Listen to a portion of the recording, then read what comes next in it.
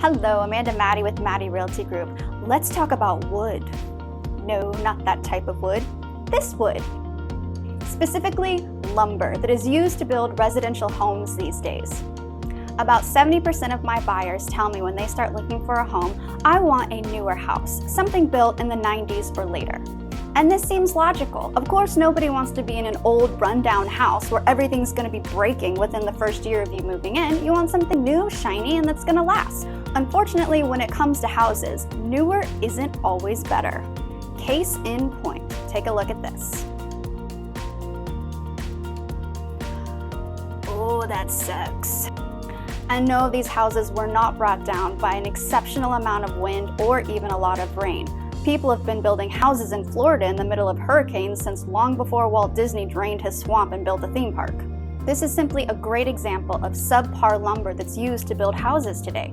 The builder wasn't cutting corners and they aren't cheap. Good lumber simply isn't available anymore. The quality of modern lumber is far inferior to the quality of lumber they were using to build houses in the early to mid 20th century. Wood quality began dropping on a serious scale in the 1980s due to old-growth timber simply being depleted globally. Most modern wood comes from forests where the trees grow very fast in order to keep up with demand.